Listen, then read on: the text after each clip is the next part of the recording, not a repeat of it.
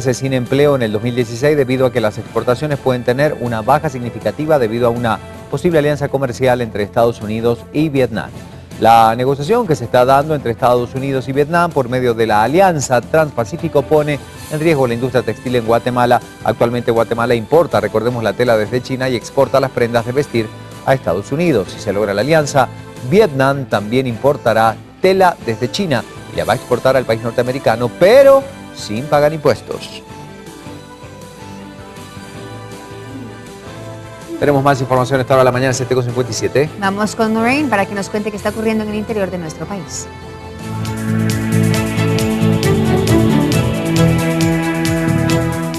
Es importante continuar con la información departamental y ponemos en pantalla la portada del matutino El Quetzalteco para ver qué información tienen para nosotros.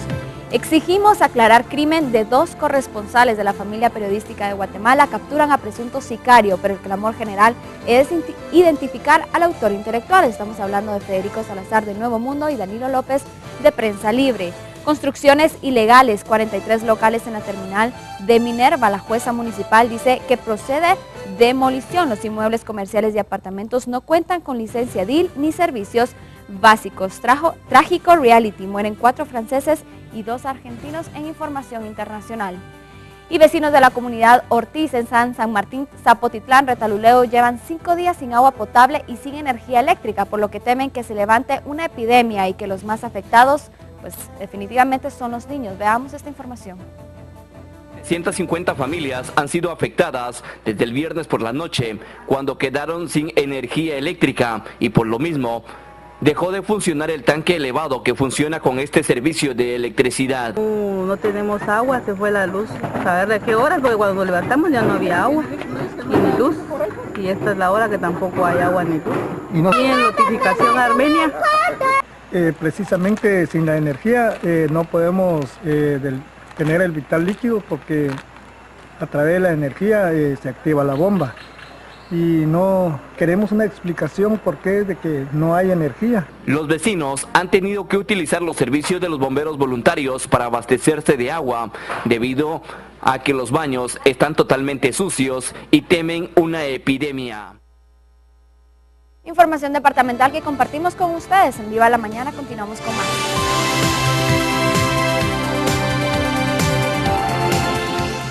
Y nos vamos con más información en tiempo real, lo que ocurre en el mundo.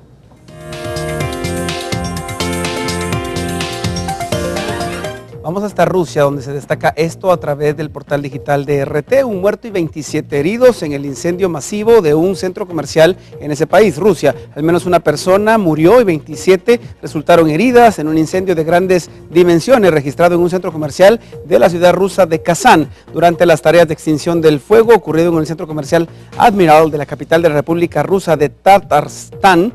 Han sido hallados el cuerpo sin vida de una mujer, informa la agencia Interfax. Se informa de la existencia de al menos 27 heridos más, de los cuales 13 ya han sido hospitalizados. Al menos 200 personas han sido evacuadas, aunque se informa que puede haber varias personas más atrapadas en los escombros del edificio. Más noticias del mundo a continuación, 8 en punto.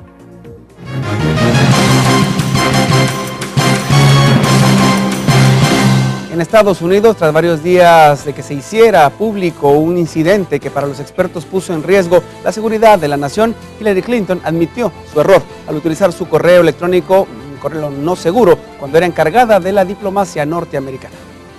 Hillary Clinton admitió que cometió un error al no usar el correo electrónico oficial para toda su correspondencia cuando dirigía la diplomacia de Estados Unidos. Pero intentando calmar lo que considera una polémica amplificada por la oposición republicana, aseguró que no hizo nada ilegal. Mirando hacia atrás, habría sido mejor para mí usar 2 teléfonos diferentes y 2 cuentas de correo electrónico. Pensé que utilizando un dispositivo sería más simple y es obvio que no ha sido así. Según el New York Times, 50.000 correos suyos fueron recientemente entregados al Departamento de Estado. Pero los republicanos dicen que no existe ninguna garantía de que todos los mensajes importantes hayan sido transmitidos. Los demócratas también habían llamado a Clinton para que diera explicaciones, pero muchos consideran esto un escándalo artificial. El presidente colombiano Juan Manuel Santos tomó la decisión de suspender temporalmente los ataques aéreos que realizaba el ejército contra los rebeldes de la guerrilla a raíz del cumplimiento de la tregua por parte de los integrantes de las FARC. De Colombia, Juan Manuel Santos, anunció este martes un cese temporal de bombardeos contra las FARC.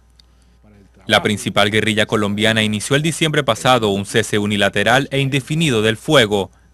En cuanto al cese al fuego unilateral e indefinido que anunciaron las FARC el 18 de diciembre, hay que reconocer que lo vienen cumpliendo.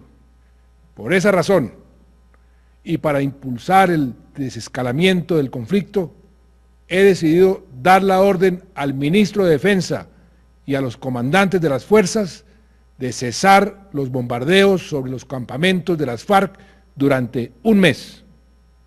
Agregó que al cabo del mes de la suspensión de bombardeos evaluará con los mandos militares si se mantiene la decisión.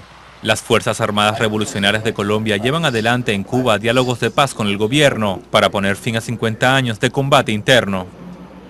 El conflicto armado colombiano, en el que han participado guerrillas de izquierda, paramilitares de derecha, fuerzas militares y bandas narcotraficantes, ha dejado al menos 220.000 muertos y más de 5 millones de desplazados, según cifras oficiales. En México fue liberado el fundador de las autodefensas de Michoacán. Un juez consideró que el creador de estos grupos de defensa actuó en legítimo derecho contra el crimen organizado. Como un héroe. El fundador de las autodefensas mexicanas en Michoacán, Hipólito Mora, fue liberado el lunes por un juez que consideró que actuó en legítima defensa. La liberación de Mora y de 26 de sus hombres se lleva a cabo poco después de la detención de Servando Gómez La Tuta, máximo líder de los Caballeros Templario, la organización criminal que por años azotó de manera cruel a Michoacán, y principal razón por la cual surgieron las autodefensas en febrero de 2013, con el fin de tomar la justicia por sus propias manos. ¿Por qué yo voy a dejar salir a unos asesinos? Aquí estoy en mi casa, aquí estoy con mi familia. Si alguien me llega 3 o 4 a quererme dañar a la familia o a mí, yo los voy a defender. Yo los voy a defender. El fundador de las autodefensas mexicanas, antiguamente un agricultor de Huertas de Limón, también anunció su intención de buscar una diputación federal en las elecciones de junio. 8:04, continuamos con más. Y nos vamos a los deportes inmediatamente con Crista García.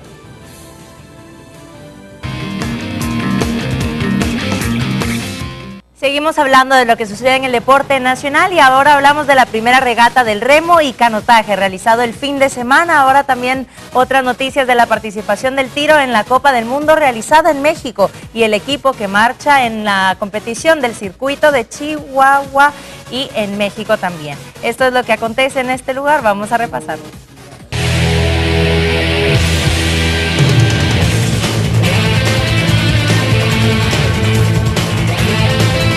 Se realizó la primera regata del Campeonato Nacional de Remo y Canotaje y que tuvo lugar en el lago de Amatitlán. Además contó con la participación de 94 embarcaciones en 25 pruebas distintas. La Asociación de Guatemala finalizó en el primer puesto con un total de 6 medallas de oro, 3 de plata y 2 bronces. Además compitieron Sololá, Escuintla, Santa Rosa, Izabal y Petén. La Selección Nacional de Tiro finalizó su participación en la Copa del Mundo de Escopeta en Acapulco, México, donde lamentablemente no lograron avanzar a las rondas finales. El equipo nacional integrado por Rodrigo Sacherson, Joaquín Molina, Santiago Romero y Juan Ramón Schaefer disputaron la prueba de skid, siendo Sacherson el que mejor puntaje obtuvo, 120. Se quedó a 2 platillos de avanzar a las finales. Schaefer, por su parte, totalizó 115 y Joaquín Molina 64. El campeón de la prueba fue el estadounidense Vincent Hancock, doble campeón olímpico en Pekín 2008 y Londres 2012. Además, este torneo otorgó 10 plazas para los Juegos Olímpicos de Río de Janeiro. Mientras en la modalidad de foso olímpico, el nacional Jean-Pierre Broll fue el más destacado al ubicarse en el puesto 29, mientras su hermano Enrique fue 9º. El seleccionado juvenil de marcha, Jurgen Grave, y el medallista olímpico de Londres, Eric Barrondo, alcanzaron la medalla de oro y plata respectivamente en el circuito internacional de la IAF de marcha disputado el fin de semana en Chihuahua, México. El oriundo de Quiché, Jurgen Grave, se impuso en los 10 kilómetros con un registro de 41 minutos y 50 segundos. Además, alcanzó su marca de acceso al Campeonato Panamericano que se realizará en Arica, Chile. Mientras en los 20 kilómetros, Eric Barrondo sobre el final de la competencia terminó relegado al segundo puesto para agenciarse la medalla de plata, aunque también aseguró su clasificación para el Panamericano de mayo en Chile. Esto fue lo más relevante del deporte nacional. Para Viva la Mañana, Luis López.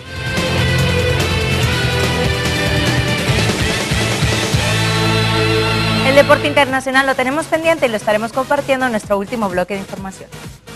Gracias y nos vamos rápidamente con Raíces Vivas antes de la pausa. Vamos con Lorraine.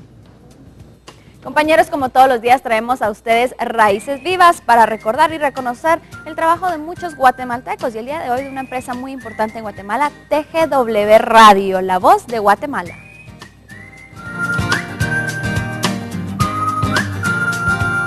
TGW es una estación de radio del gobierno de Guatemala que transmite en la frecuencia 107.3 FM. En su historia de la radio en Guatemala, Antonio Almorza Alpírez refiere como padre de la radiodifusión a Julio Caballeros Paz. Mediante experimentos con algunos motores, logró una noche comunicarse telegráficamente con 2 personas en Estados Unidos. Luego fabricaría un micrófono con cápsulas telefónicas y lo probaría con un breve programa en el que Francisco Bonilla Ruano recitaría poemas y Eduardo Barrios cantaría algunas canciones populares. Pero es hasta el 15 de septiembre de 1930 en que el presidente Lázaro Chacón inaugura oficialmente la radio con las siglas TGW y bautizándola como Radio Nacional de Guatemala, posteriormente llamada La Voz de Guatemala, cuyas transmisiones desde la sede de la Dirección General de Telégrafos utilizaron al principio varias frecuencias de ondas largas y cortas. Mientras la primera transmisión de la TGW Radio Nacional de Guatemala puede ser considerada como débil en cuanto a potencia y sonido, en los primeros meses de 1931 el volumen alcanzó niveles adecuados y los pocos radioescuchas que tenían aparatos receptores de la RCA Víctor comenzaron a aprenderse de las transmisiones del que fue el primer programa musical llamado Gran Concierto y el primer noticiero radial conocido como El Tiempo, que con transmisiones diarias de noticias a partir del 18 de diciembre de 1930 prácticamente inaugura el radioperiodismo en el país bajo la dirección de José Quiñones. El año del nacimiento de la radio en Guatemala, 1930, un joven abogado y escritor publica Leyendas de Guatemala, una obra fundamentada en la literatura guatemalteca y universal. Se llama Miguel Ángel Asturias y en 1937 funda el primer radioperiódico del país, Diarios del Aire. Asturias le da prestigio a la emisora e introduce un peculiar estilo de narrar noticias intercambiándolas con frases poéticas y filosóficas, y con algunas cuñas comerciales que dan origen a la publicidad en radio. Este auge cultural alcanzaría la cúspide en la década siguiente, cuando saltan a la fama artistas como Paco Pérez, autor de Luna de Xelajú, Lili Andreu Spilari, Gustavo Adolfo Palma, Juan de Dios Quesada y María del Tránsito Barrios Morales. También es la época de figuras como Manolo Rosales, Mildred Chávez, Jorge Mario Paredes, Rodolfo Augusto Tejeda, Ernesto Ábalos Gutiérrez, Tito Quiñones, Mirtala García Manso, Carlos Morales Méndez y Julio Cáceres. La Radio Nacional TGW, La Voz de Guatemala, fue declarada oficialmente Patrimonio Cultural de la Nación el 18 de mayo del 2012, cuando se publicó en el Diario de Centroamérica el Acuerdo Ministerial número 459-2012. Dicho acuerdo ministerial fue el resultado de varios trámites que se realizaron en el Ministerio de Cultura y Deportes, iniciando estos el 17 de noviembre del 2011 con la solicitud entonces del Director General de Radiodifusión y Televisión Nacional, licenciado Carlos Morales Monzón.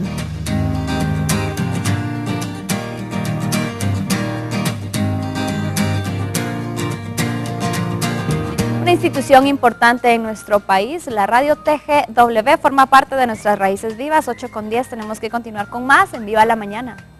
Y es el mundo de los espectáculos a esta hora, así que vamos con más información. Vamos con estas noticias. Alejandro, ¿qué está pasando en los espectáculos?